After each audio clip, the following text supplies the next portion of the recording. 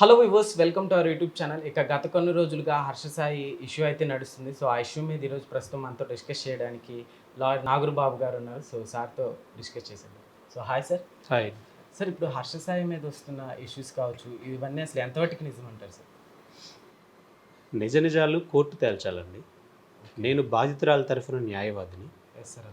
So మనకు వచ్చినటువంటి బాధితురాలు ఇచ్చినటువంటి కంప్లైంట్ని బేస్ చేసుకొని మనం మాట్లాడాల్సి వస్తుంది. Okay sir. బాధితురాలు హర్ష సాయి సినిమాకి సంబంధించిన ప్రొడ్యూసరు అండ్ ఆ సినిమాలో హీరోయిన్ కూడా మనం చూస్తూ ఉన్నాం.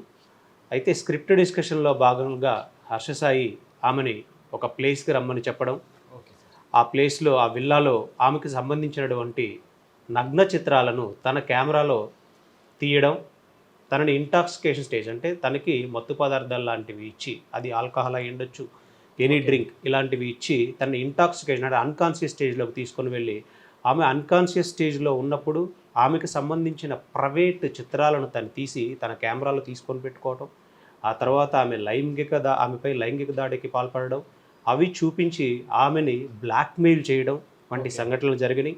ఈ సంఘటనలో ఎప్పుడైతే ఆమె లీగల్గా స్టెప్స్ తీసుకోవాలి అని ముందుకెళ్ళాలని ప్రయత్నం చేసిందో, అతను అల్టిమేట్గా వాళ్ళ నాన్నగారిని ఇన్వాల్వ్ చేసి ఒక కాంప్రమైజ్ చేయాలి ఈ విషయాన్ని అని వాళ్ళ నాన్న ఇన్వాల్వ్ చేయడం, వాళ్ళ నాన్న కూడా మీ ఇద్దరి కెరీర్స్ బాగుంటాయి, మీరు సెలబ్రిటీ, హర్ష సాయి సెలబ్రిటీ, మీ ఇద్దరి జీవితాలు రోడ్డు మీద పడకుండా ఉండాలి అని అంటే మీ మ్యారేజ్ చేసుకుంటే లైఫ్ చాలా బాగుంటుంది అని. ఒక ఆడపిల్లకి ఎప్పుడైనా సరే మనం చూడాలి, మ్యారేజ్ అనే ప్రపోజల్ వచ్చినప్పుడు ఎన్నో విషయాలు ఆలోచించుకునే తీసుకుంటూ ఉంటుందన్నమాట. ఆ సందర్భంగా ఆ మ్యారేజ్ ప్రపోజల్కి ఒప్పుకోవడం, ఆ తర్వాత స్క్రిప్ట్ డిస్కషన్స్ అన్నీ జరగడం, ఆ సినిమాకి సంబంధించి షూట్కి వెళ్ళడం, ఆ షూట్ కూడా చాలా గ్రాండ్గా చేయటం, అదేవిధంగా ఆ టీజర్ను కూడా మనం ఎంత గ్రాండ్గా రిలీజ్ చేశారో అన్నీ చూసాం. సినిమా రిలీజ్ అయితే లాభం ఎవరికి వస్తుంది? ప్రొడ్యూసర్కి వస్తుంది. ప్రొడ్యూసర్ ఎవరు?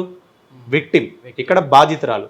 ఈ 100 కోట్లు లేదా 200 కోట్ల మార్కెట్ని తను లాక్కోవాలనే ఉద్దేశంతో మళ్ళీ బ్లాక్మెయిల్ చేయడం జరిగింది, ఎంతో హెరాస్ చేయడం జరిగింది. తర్వాత ఆమెను డిఫేమ్ చేయాలన్న ఉద్దేశంతో తను ప్లాన్డ్గా స్టార్టింగ్ నుంచి తనను మాట్లాడించి ప్రవోక్ చేసి కొన్ని కాల్ రికార్డింగ్స్ కానీ వీడియోస్ కానీ అన్నీ పెట్టుకొని దానిలో కొన్ని ఫ్యాబ్రికేట్ చేసి, కొన్ని ఎడిట్ చేసి, కొన్ని మిక్స్ చేసి, ఇప్పుడు హర్ష సాయి ఎవరు? ఒక యూట్యూబర్. డబ్బింగ్ చెప్పించడంలో కానీ, వీడియోని ఎడిట్ చేయడంలో కానీ, వీడియోని వేరే లాంగ్వేజ్లోకి చేంజ్ చేయడంలో కానీ ఎక్స్పర్ట్.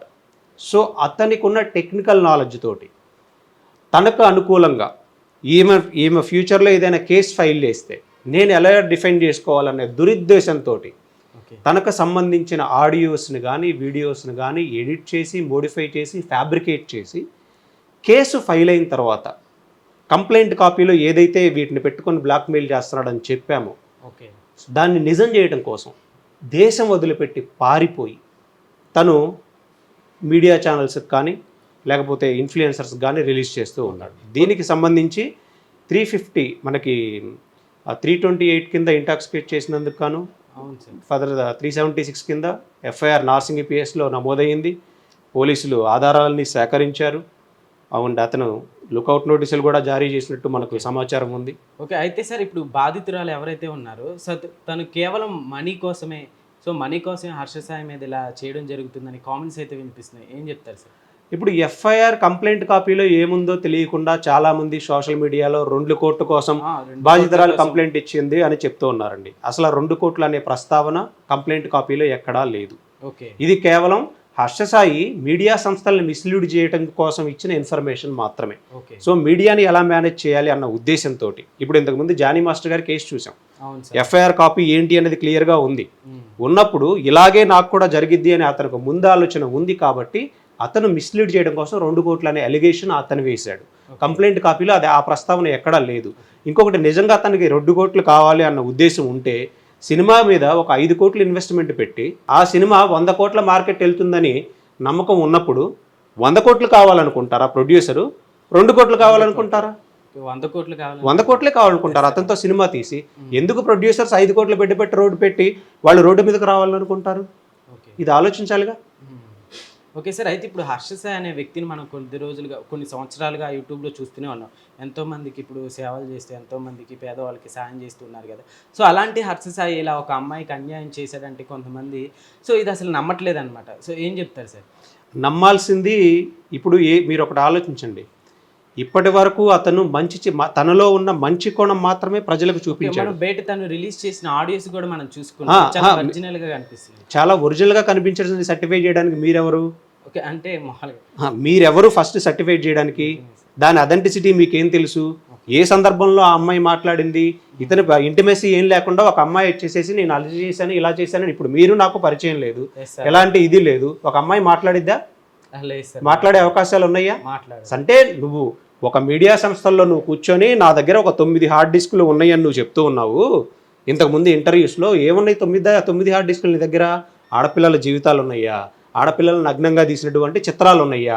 వాటిని పెట్టి నువ్వు బ్లాక్మెయిల్ చేస్తావా? ఇది నీలో ఉన్న రెండో కోణమా? నీలో ఉన్న మొదటి కోణం నేను ప్రజలకు మంచి చేస్తాను, మంచి చేస్తే మనం అప్రిషియేట్ చేయాలి, ప్రజలు కూడా అప్రిషియేట్ చేశారు. కానీ ఈరోజు తప్పు చేశాడు కాబట్టి అతను దేశం వదిలిపెట్టి పారిపోయే పరిస్థితులు ఉన్నాయి. ఇక్కడున్న తన మీడియా సంస్థలు, చిన్న చిన్న మీడియా సంస్థలతోటి నేను డబ్బులు ఇస్తాను అని చెప్పి వాళ్ళకి ఏదో తన ఆడియోస్ పంపించి నువ్వు ప్రూవ్ చేయాలని చేస్తున్నావు. నువ్వు నిజంగా ఆడియోస్లో ఏదైనా నిజాలు ఉంటే కోర్టు ముందుకు రా, కోర్టుకు సబ్మిట్ చెయ్యి, దాన్ని ఫోరెన్సిక్ పంపిస్తారు. దానిలో ఎలాంటి ఎడిటింగ్ జరగలేదు, ఫ్యాబ్రికేట్ చేయలేదు, తన ఫోన్లోనే కాల్ రికార్డ్ అయ్యింది అని చట్టపరిధిగా యాక్సెప్ట్ చేసినప్పుడు మాత్రమే ఉంటుంది.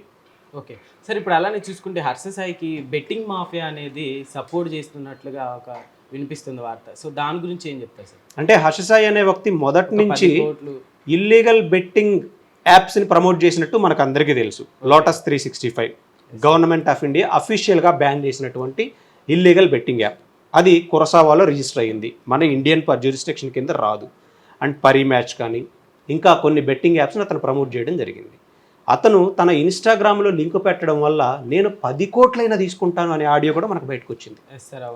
అంటే నువ్వు 10 కోట్లు తీసుకొని ఒక బెట్టింగ్ యాప్కి సంబంధించిన లింక్, ఇల్లీగల్ బెట్టింగ్ యాప్కి సంబంధించిన ఈ దాంట్లో పెట్టి కొన్ని లక్షల మంది యువత భవిష్యత్తును నాశనం చేయడానికి నువ్వు కంకణం కట్టుకున్నావంటే ఆ 10 కోట్లలో నుంచి జనాలకేమో నేను 1 లక్ష రూపాయలు ఇస్తున్నా, 10 లక్షలు ఇస్తున్నా అనే నమ్మకాన్ని క్రియేట్ చేస్తున్నావు. ఆ ముసుగులో బెట్టింగ్ మాఫియాతో నువ్వు కొలాబరేట్ అయిపోయి వాళ్ళ దగ్గర నుంచి 10 కోట్లు తీసుకుంటూ ఉన్నావు. సో ఇప్పుడు బెట్టింగ్ మాఫియా అతనికి సపోర్ట్ ఉంది అని మనకి ఇక్కడ క్లియర్గా ఎస్టాబ్లిష్ అవుతుందండి. Okay okay sir. Okay sir. ఇప్పుడు అలానే చూసుకుంటే ఇప్పుడు వాళ్ళ ఫాదర్ కూడా ఎంటర్ అయ్యారు కదా సో సీన్లోకి. అయితే వాళ్ళ ఫాదర్ నేపథ్యం ఎలాంటి సార్? వాళ్ళ ఫాదర్ బ్యాక్గ్రౌండ్ ఏంటి అనేది మనం చెక్ చేసుకుంటే మనకున్న ఇన్ఫర్మేషన్ ప్రకారం ఇప్పటి వరకు మనకు కొంతమంది బాధితులు కాల్ చేయడం జరిగింది. సో వాళ్ళు కొన్ని ఎవిడెన్సెస్ కూడా ప్రొవైడ్ చేయడం జరిగింది. ఆ బాధితులు ఏం చెప్తున్నారంటే ఇతను వాళ్ళ ఫాదరు ఒక వడ్డీ వ్యాపారి, 10 రూపాయలు వడ్డీ వ్యాపారం చేస్తూ ఉంటాడు. అంటే ఒక 3 లక్షలు ఇచ్చి 3 లక్షలకి మళ్ళీ ఇన్ని రోజుల్లో ఇంత వడ్డీ అని చేయించుకోవటం. అండ్ ఈ ఫాదరు చెక్స్ ముందుగానే తీసుకొని వాళ్ళ దగ్గర నుంచి సంతకాలు పెట్టించుకొని వాళ్ళని బెదిరింపులకు గురి చేయటం. చాలామంది మహిళలని కాల్ మనీ ర్యాకెట్ అని మనం చూస్తూ ఉన్నాం. ఓకే. సో అలా బాధించినట్టు వేధింపులకు గురైనటువంటి బాధితులు కూడా మన దగ్గరికి కాల్ చేసి మాట్లాడుతూ ఉన్నారు. సో వాళ్ళ ఫాదర్ నేపథ్యం అలాంటిది. వాళ్ళకు ఒక క్రిమినల్ ఇంటెన్షన్ అనేది ఉంది. ఎలా ట్రాప్ చేయాలి, ఎలా అడ్డం పెట్టుకోవాలి, ఎలా వడ్డీని కలెక్ట్ చేయాలి. సో ఆ క్రిమినల్ ఇంటెన్షనే ఇతనికి ఇప్పుడు ఈ విషయంలో ఇన్వాల్వ్ అయ్యి వాళ్ళ ఫాదరు ఫస్ట్ విషయాన్ని లీగల్గా అప్రోచ్ అవ్వకుండా కాంప్రమైజ్ చేయాలనే ఉద్దేశంతో ఒక ఫేక్ ప్రామిస్ని, ఫాల్స్ ప్రామిస్ని చేయడం జరిగింది. మీరు ఒక సెలబ్రిటీ, హర్ష సాయి ఒక సెలబ్రిటీ, మీరు ప్రొడ్యూసర్గా ఉన్నారు, హర్ష సాయి కూడా దీనిలో హీరోగా ఉన్నాడు, డైరెక్టర్గా ఉన్నారు. మీరు ఇద్దరు లీగల్గా ఫైట్ చేసుకొని వెళ్తే మీరు ఇద్దరి జీవితాలు నాశనం అయితే ఇద్దరు డిఫేమ్ అయిపోతారు. కాబట్టి మ్యారేజ్ అనే దాన్ని మీరు చేసుకుంటే మీ ఇద్దరి భవిష్యత్తు బాగుంటుంది అని ఒక నమ్మకాన్ని క్రియేట్ చేశాడు. ఒక ఆడపిల్ల ఎప్పుడైనా సరే తనని ఈరోజు మనం ఎలా చూస్తున్నామంటే ఒక అమ్మాయికి సంబంధించిన ఒక నగ్న చిత్రం అనేది ఎవడో నెట్లో పెడితే ఆడపిల్లలు సూసైడ్లు చేసుకుంటున్నారు. అవును సార్. అలాంటిది నువ్వు ప్రైవేట్గా తనని అన్కాన్షియస్ స్టేజ్లోకి తీసుకెళ్ళిపోయి కొన్ని చిత్రాలు తీసి దాన్ని బ్లాక్మెయిల్ చేసే స్టేజ్లో నువ్వు వెళ్ళిపోయినప్పుడు తను లీగల్గా ముందుకెళ్ళాలనుకున్నప్పుడు చివరి ఆయుధంగా వాళ్ళ నాన్నని అతను వాడటం, వాళ్ళ నాన్న కూడా కుట్రపూర్వితంగానే నువ్వు ముందు ఆ అమ్మాయిని నమ్మించు, పెళ్ళికి ఒప్పించుదాం, మనం ఒప్పించిన తర్వాత తనకు ఎగనిస్ట్గా మనం ఆధారాలన్నీ క్రియేట్ చేసుకుందాం, తర్వాత సొసైటీలో డిఫేమ్ చేద్దాం అనే ప్లాన్లో వాళ్ళ నాన్న ఇన్వాల్వ్ అయ్యాడు. కాబట్టి ఇదే విషయాన్ని ఆ అమ్మాయి బాధితురాలు పోలీసులకు చెప్పడం జరిగింది. Okay sir. అయితే ఇప్పుడు బాధితురాలని ఇట్లా న్యూడ్గా తీశారు వీడియోస్ ఇవేవైతే వస్తున్నాయో, సో ఇవన్నీ కావాలని బాధితురాలి సైడ్ వాళ్ళు అంటే చేయించుకుని తను ప్రాక్టికల్గా చేయించుకుని ఉందనే ఎలిగేషన్స్ కూడా వస్తున్నాయి. ఏం చెప్తారు సార్? ప్రాక్టికల్గా చేయించింది అనడానికి ఆధారం ఏంటండి? తనకేం అవసరం? తను ఒక సినిమా ప్రొడ్యూసర్, నువ్వు సినిమాలో హీరో. స్టార్టింగ్ స్టేజ్లో ఉన్నప్పుడు సక్సెస్ అవనప్పుడు రాని మేడ అట్లనే ఒక్కసారిగా ఫేమ్ వచ్చేసరికి ఇట్లా హర్షసాయి వెంట పడుతుందని కూడా అంటున్నారు. హర్షసాయి ఆల్రెడీ సెలబ్రిటీ అండి. ఈ సినిమాలోకి రాకముందే, రాకముందే ఈ సినిమా అనేది స్టార్ట్ అవ్వకముందే హర్షసాయి సెలబ్రిటీ, ఓకే తను కూడా సెలబ్రిటీ. తనతో ఒక చిత్రాన్ని అసలు ఈ సినిమా తీయాలని ప్రపోజల్ పెట్టింది హర్షసాయి. వీళ్ళు ఒక సాంగ్ తీద్దామని వెళ్ళారు. సాంగ్ కోసం వెళ్తే నా దగ్గర ఒక స్టోరీ లైన్ ఉంది, దీన్ని మీరు పెట్టుబడి పెట్టి సినిమాగా తీస్తే మనం మీ కోట్ల రూపాయల లాభం వచ్చింది అనేటువంటి నమ్మకాన్ని క్రియేట్ చేసినటువంటి వ్యక్తి హర్షసాయి. హర్షసాయి డైరెక్టర్, హీరో, తను ప్రొడ్యూసరు.